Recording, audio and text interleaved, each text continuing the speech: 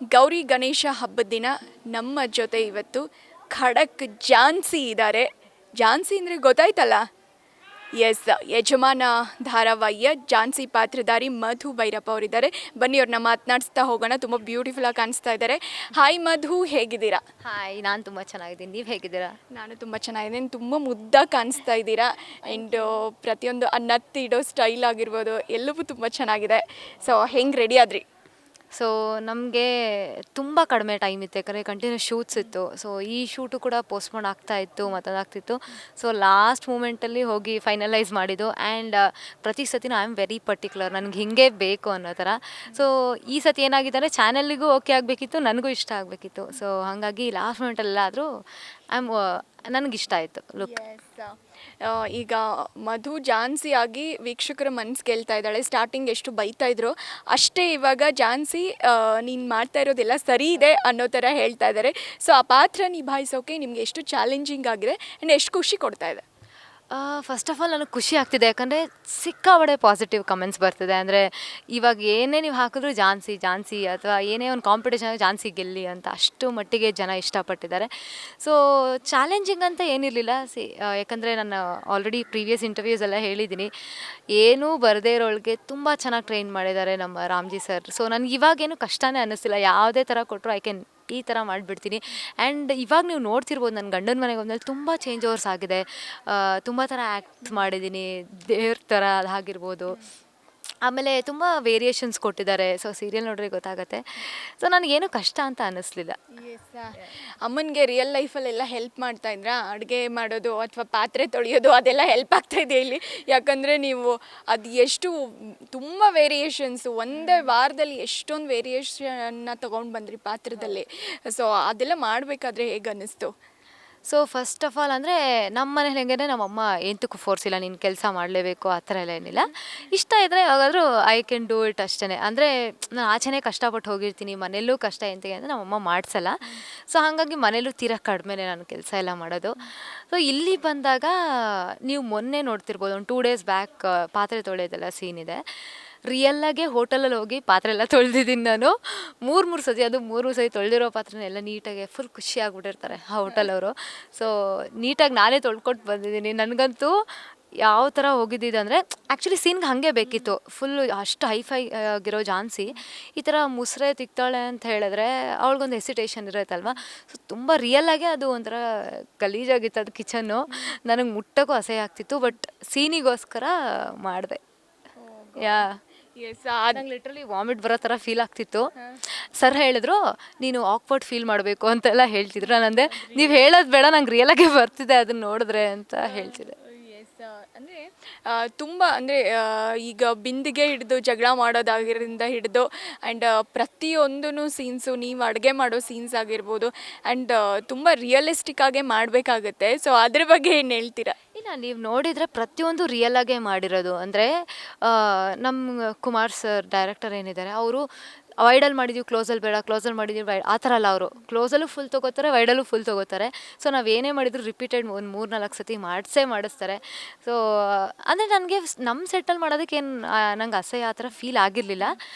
But outside ಅದೇ ಹೇಳ್ದಲ್ಲ, ಮೊನ್ನೆ ಹೋದಾಗ ಐ ಫೆಲ್ಟ್ ದ್ಯಾಟ್ ಒಂಥರ ಆಕ್ವರ್ಡ್ ಆಯಿತು ನನಗೆ. ಆ ಕಿಚನ್ ನೋಡಿ ಆಯಿತು. ಬಟ್ ರಿಯಲ್ಲಾಗೆಲ್ಲ ತೊಳ್ಕೊಟ್ಟು ಬಂದೆ ನಾನು. So yeah okay, usually fans ನಿಮಗೆ ಸಿಕ್ಕಾಗ ನಾರ್ಮಲಿ ನಿಮ್ಮನ್ನು ಕೇಳೋ ಕ್ವೆಶನ್ಸ್ ಏನು ಅಂತ? ಅಂದರೆ ನಾನು ಆಚೆ ಇಂಟ್ರ್ಯಾಕ್ಷನ್ಸ್ ಎಲ್ಲೂ ಆಗಿಲ್ಲ. ಬಟ್ ಮೊನ್ನೆ ಹಾಸನ್ ಇವೆಂಟಿಗೆ ಹೋಗಿದ್ದೆ. ಆ ಟೈಮಲ್ಲಿ ನಂದು ಇನ್ನೂ ಇದು ಬರ್ತಿತ್ತು, ಅಡುಗೆ ಕುಕ್ಕಿಂಗ್ದು ಎಪಿಸೋಡ್ಸ್ ಬರ್ತಿತ್ತು. ಸೊ ಅಲ್ಲಿ ಕೇಳ್ತಿದ್ರು ಎಲ್ಲ, ಎಣ್ಣೆಕಾಯಿ ಮಾಡ್ದಾ, ಹೆಂಗೆ ಮಾಡಿದೆ ಅಂತಂದರೆ ಅಷ್ಟು ಕನೆಕ್ಟ್ ಆಗಿಬಿಟ್ಟಿದ್ದಾರೆ ಜನ. ಸೊ ಅದೇ ಸೀನ್ ಪ್ರಕಾರ ಕೇಳ್ತಾರೆ. ಇವಾಗೆಲ್ಲ ಸಿಕ್ಕಿದಾಗ ಇವಾಗ ಹೆಂಗೆ ಮಾಡಿದೆ, ಅದೇ ಇವಾಗ ನನಗೇನು ಕೇಳ್ತಿದ್ದಾರೆ ಅಂತ ಹೇಳಿದ್ರೆ, ಇಲ್ಲಿ ಜೂನಿಯರ್ಸ್ ಎಲ್ಲ ಬಂದಿದ್ದಾರಲ್ವ, ಅವ್ರು ಕೇಳ್ತಿದ್ರು, ಹಾಲು ತೊಗೊಂಡು ಬಂದು ಮಗು ಕುಡಿಸಿದ್ರಾ ಅಂತ ಕೇಳ್ತಿದ್ರು. ಸೊ ಆ ಥರ ಅಂದರೆ ಸೀನ್ ವೈಸ್ ಹೆಂಗೆ ಹೋಗ್ತಿರುತ್ತೋ ಆ ಸಿಚುವೇಶನ್ ಪ್ರಕಾರ ಕೇಳ್ತಾರೆ. ಎಸ್, ಮತ್ತು ಭೂತದ ಸೀನ್ಸ್ ಎಲ್ಲ ಹೆಂಗಿತ್ತು? ಅಯ್ಯೋ, ಲಿಟ್ರಲಿ ಅದು ಪಲ್ಲವಿನ ಚೇರ್ ಮೇಲೆಲ್ಲ ಹತ್ತಿಸಿ, ಅಂದರೆ ನಮ್ಗೆ ಆ ಥರ ರಿಯಲ್ ವೈಬ್ ಬರ್ತಿತ್ತು ಆ ಥರ. ಸೊ ಆವಾಗಲೇ ನಾವು ಹಂಗೆ ರಿಯಲಾಗಿ ಮಾಡೋಕ್ಕೆ ಸಾಧ್ಯನೂ ಕೂಡ. ಸೊ ಆ ಥರ ಒಂದು ವೈಬ್ ಸೆಟ್ ಆದಾಗಲೇ. ಆ್ಯಂಡ್ ನಮ್ಮ ಕ್ಯಾಮ್ರಾಮನ್ ಮನು ಸರ್ ಬಗ್ಗೆ ಹೇಳಲೇಬೇಕು. ಸಿಕ್ಕಾಬಡೆ ಎಫರ್ಟ್ಸ್ ಹಾಕ್ತಾರೆ. ಏನು ಹೇಳ್ತಾರೆ, ಆ ಸರಿಗಿರೋ ಕ್ರಿಯೇಟಿವಿಟಿ ನಿಜವಾಗ್ಲೂ ನಮಗೆ ನಂಬಕ್ಕಾಗಲ್ಲ. ಎಲ್ಲ ಸೀನ್ಸಲ್ಲೂ ಹಿಲ್ ಗಿವ್ ಇಸ್ 100% ಅಂತ ಹೇಳ್ಬೋದು. ಆ ದೆವ್ವದ ಸೀನಲ್ಲೂ ಅಷ್ಟೇ ಸಖತ್ ಎಫರ್ಟ್ಸ್ ಹಾಕ್ತಾರೆ. ಸೊ ಎಲ್ಲ ಕ್ರೆಡಿಟ್ಸು ನೀವೇನು ಆ ವಿಜುವಾಲಿಟಿ ಎಲ್ಲ ನೋಡ್ತಿರಲ್ಲ ಎಲ್ಲ ಮನು ಸರ್ಗೆ ಹೋಗುತ್ತೆ. ಎಸ್, ಈಗ ಅನೀತನು ನಿಮ್ಮ ಮನೆಗೆ ಬಂದಿದ್ದಾಳೆ, ರಾಘು ಬೇಕು ಅಂತ ಇದ್ದಾಳೆ. ಸೊ ಝಾನ್ಸಿ ಖಡಕ್ಕಾಗಿ ಸವಾಲು ಹಾಕಿದ್ದಾಳೆ. ಸೊ ಯಾರು ಈ ಸವಾಲಲ್ಲಿ ಗೆಲ್ತಾರೆ, ಝಾನ್ಸಿ ಏನೇನು ತಯಾರಿ ಮಾಡ್ಕೊಂಡಿದ್ದಾಳೆ ಅಂತ ಪೈಪೋಟಿ ಕೊಡೋಕ್ಕೆ? ಇಲ್ಲ, ಅದೇ ಟಾಸ್ಕ್ಗಳು ರೆಡಿ ಮಾಡ್ಕೊಂಡಿದ್ದಾರೆ ಮನೆಯವರು. ಆಲ್ರೆಡಿ 2 ಟಾಸ್ಕ್ ಆಗಿದೆ, ಇನ್ನೂ 4 ಟಾಸ್ಕ್ ಬಾಕಿ ಇದೆ.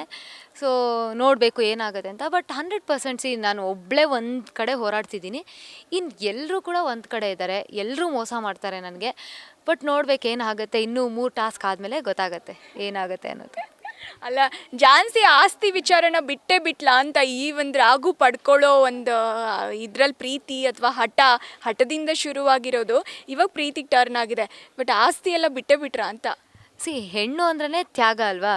ಸೊ ಹಾಗಾಗಿ ಇವಾಗ ಮೇನ್ ಮೋಟಿವ್ ಏನಂದರೆ ಝಾನ್ಸಿಗೆ ರಾಘು ಬೇಕು ಫಸ್ಟ್. ಇವಾಗ ನಾನು ಇನ್ನೇನು ಬೇಡ ಲೈಫಲ್ಲಿ, ನಾನು ರಿಚ್ ಲೈಫ್ನ ನಾನು ಬಿಟ್ಟು ಬರೋಕ್ಕೆ ರೆಡಿ ಇದ್ದೀನಿ ಅಂತ ಹೇಳಿದಾಗ ನಂಗೆ ರಾಘು ಬೇಕು. ಇವಾಗ ನನ್ನ ಮೇನ್ ಮೋಟಿವ್ ಏನಂದರೆ ರಾಘು ಬೇಕು ನನಗೆ.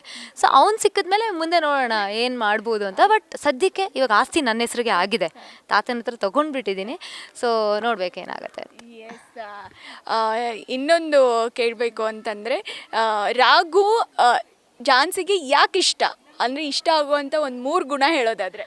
ರಾಘುಗೆ ಅದೇ ಇಷ್ಟು ಶ್ರೀಮಂತದಲ್ಲಿ ಬೆಳೆದಿದ್ರು ಕೂಡ ಅವರು ಎಲ್ಲ ನಮ್ಮ ಮನೆಗೆ ಅಡ್ಜಸ್ಟ್ ಆಗಿದ್ದಾರೆ. ಮತ್ತು ನಾನೇ ಬೇಕು ಅಂತ ಬಂದಿದ್ದಾರೆ, ಎಲ್ಲನೂ ಹೋರಾಡ್ತಿದ್ದಾರೆ ನನಗೋಸ್ಕರ ಅನ್ನೋದು ಅವ್ರ ಮನಸ್ಸಲ್ಲಿದೆ. ಬಟ್ ಮನೆಯವ್ರಿಗೋಸ್ಕರ ಅಗೇನ್ ಅವ್ರಿಗೆ ಫ್ಯಾಮಿಲಿ ಮುಖ್ಯ. ಏನೋದಡೆ ಅವ್ರಿಗೂ ಅಷ್ಟೇ ಎಲ್ಲರೂ ಪ್ರೀತಿ ಬೇಕು ಅಂತ ಅವರು ಹೋರಾಡ್ತಿದ್ದು. ಸೊ ಇವಾಗ ಅವ್ರಿಗೆ ಆ ಪ್ರೀತಿ ಸಿಕ್ಕಿದೆ. ಪ್ರೀತಿ ಅಂದರೆ ನಾಟಕದ ಪ್ರೀತಿ, ಬಟ್ ಇವ್ರಿಗೆ ಗೊತ್ತಾಗ್ತಿಲ್ಲ. ಸೊ ಅವ್ರ ದೃಷ್ಟಿಲಿ ಪ್ರೀತಿ ಸಿಕ್ಕಿದೆ. ಸೊ ಹಾಗಾಗಿ ಅವರು ಅದನ್ನು ಬಿಟ್ಕೊಡಕ್ಕೆ ರೆಡಿ ಇಲ್ಲ. ನಿಮ್ಮ ತಂದೆದು ಒಂದು ಬ್ಯಾಕ್ಗ್ರೌಂಡ್ ಸ್ಟೋರಿ ತೆರೆದುಕೊಳ್ಳುತ್ತಾ ಹೆಂಗೆ? ಗೊತ್ತಿಲ್ಲ, ಸರ್ಪ್ರೈಸ್. ರಾಮ್ಜಿ ಸರ್ಗೆ ರಿಕ್ವೆಸ್ಟ್ ಹಾಕಬೇಕು, ಬೇಗ ಕೊಡಿ ಅಂತ. ಎಸ್, ಫೈನಲಿ ಒಂದು ಗಣೇಶ ಪ್ರತ್ಯಕ್ಷ ಆಗಿ, ನೋಡಮ್ಮ ಮಧು, ನಿಂಗೆ ಏನಾದರೂ ವರ ಬೇಕಂದ್ರೆ ಕೇಳು, ಥಟ್ ಅಂತ ಕೊಡ್ತೀನಿ ಅಂದರೆ ನೀವು ಪಟ ಪಟ ಪಟ ಅಂತ ಏನು ಕೇಳ್ತೀರಾ? ಸೊ ಫಸ್ಟ್ ನಾನು ಯಾವಾಗಲೂ ಹೇಳ್ದಂಗೆ ನಮ್ಮಪ್ಪ ನಮ್ಮಮ್ಮ ನನ್ನ ಸುತ್ತಮುತ್ತ ಇರೋರ್ದು ಆರೋಗ್ಯ ಚೆನ್ನಾಗಿರಬೇಕು. ಹೆಲ್ತ್ ಈಸ್ ವೆಲ್ತ್ ಅಂತ ಹೇಳ್ತಾರೆ. ನಾನು ಯಾವಾಗೂ ಫಸ್ಟ್ ಕೇಳ್ಕೊಳ್ಳೋದೆ ಹೆಲ್ತ್ ಚೆನ್ನಾಗಿರಬೇಕು ನನ್ನ ಸುತ್ತಮುತ್ತ ಇರೋದು ಅಂತ. ಆಮೇಲೆ ನನಗಂತ ಕೇಳೋದಾದರೆ, ನಾನು ಏನೇ ಒಂದು ಲೈಫಲ್ಲಿ ಅಚೀವ್ ಮಾಡ್ಬೇಕಂತಿದ್ದೀನಲ್ವ, ನನಗೆ ಅದನ್ನು ತೀರಾ ಗೋಲ್ ಮುಟ್ಸೋದು ಬೇಡ, ನಂಗೆ ಗೋಲ್ ಮುಟ್ಟೋಕ್ಕೆ ಶಕ್ತಿ ಕೊಟ್ಟರೆ ಸಾಕು ಅಂತ ನಾನು ಕೇಳ್ತೀನಿ. Yes, nice. ಗಣೇಶ ಆಸೆನ ಈಡೇರಿಸಲಿ. ಕೊನೆಯದಾಗಿ, ಈಗ ಸೋಷಿಯಲ್ ಮೀಡಿಯಾದಲ್ಲಿ ನೀವು ತುಂಬ ಆ್ಯಕ್ಟಿವ್ ಆಗಿದ್ದವರು, ಅದರಿಂದನೇ ನಿಮ್ಗೆ ಸೀರಿಯಲ್ ಆಪರ್ಚುನಿಟಿ ಬಂತು. ಬಟ್ ಎಲ್ಲೋ ಒಂದು ಕಡೆ ನಿಮ್ಮನ್ನು ಫ್ಯಾನ್ಸ್ ಮಿಸ್ ಮಾಡ್ಕೊಳ್ತಾ ಇದ್ದಾರಾ? ಯಾಕೆ ನೀವು ಅಷ್ಟು ಆ್ಯಕ್ಟಿವ್ ಆಗಿಲ್ಲ ಈಗ? ನೀವು ಪ್ರತಿದಿನ ನಾವು ನಮ್ಮನ್ನು ಏನು ನೋಡ್ತೀರಾ, ಅದು ಹಗಲು ರಾತ್ರಿ ಶ್ರಮ ಪಡ್ತಾ ಇರ್ತೀವಿ. So day and night shoot ಮಾಡ್ತಾ ಇರ್ತೀವಿ. ನಮಗೆ ಗೊತ್ತಿಲ್ಲ ಯಾವಾಗ ಶೂಟ್ ಮಾಡ್ತೀವಿ, ಯಾವಾಗ ಇದು ಮಾಡ್ತೀವಿ ಅಂತ. ಸೊ ಹಂಗಾಗಿ ಸ್ವಲ್ಪನೂ ನಮಗೆ ಬ್ರೇಕ್ ಇಲ್ಲದೆ ಇರೋ ಕಾರಣ ನನಗೆ ಅದ್ರ ಬಗ್ಗೆ ಕಾನ್ಸಂಟ್ರೇಟ್ ಮಾಡೋದಕ್ಕಾಗ್ತಿಲ್ಲ. ಬಟ್ ಹಾಗೂ ಕೂಡ ನಾನು ಟ್ರೈ ಮಾಡ್ತಿದ್ದೀನಿ ಆ್ಯಕ್ಟಿವ್ ಆಗಿರೋದಕ್ಕೆ ಆ್ಯಕ್ಚುಲಿ. ಸೊ ಕೆಲವೊಂದು ವೀಡಿಯೋಗಳನ್ನ, ಕೆಲವೊಂದು BTSಗಳಾಗಿರ್ಬೋದು, ಅದೆಲ್ಲ ಹಾಕ್ತೀನಿ. ತುಂಬ ಇಷ್ಟಪಡ್ತಾರೆ ಅದನ್ನು. ಇಲ್ಲಿವರೆಗೂ ನಾನು ಎಷ್ಟು BTS ಹಾಕಿ ಎಲ್ಲ ಮಿಲಿಯನ್ಸೇ ಹೋಗಿರೋದು ಕೂಡ. ಸೊ ಜನ ಇಷ್ಟಪಡ್ತಿದ್ದಾರೆ. But I am also feeling ಅಂದರೆ ಯೂಟ್ಯೂಬಲ್ಲಿ ಅಲ್ಲಿ ಆ್ಯಕ್ಟಿವ್ ಇರಬೇಕು ಅಂತ. ಬಟ್ ಟೈಮ್ ಆಗ್ತಿಲ್ಲ, ಶೂಟಿಗೆ ಸೀರಿಯಲಿಗೆ ಟೈಮ್ ಆಗ್ತಿಲ್ಲ. ಸೊ ನೋಡೋಣ, ಅದಕ್ಕೆ ಟೈಮ್ ಆದಾಗ ಮಾಡೋದು.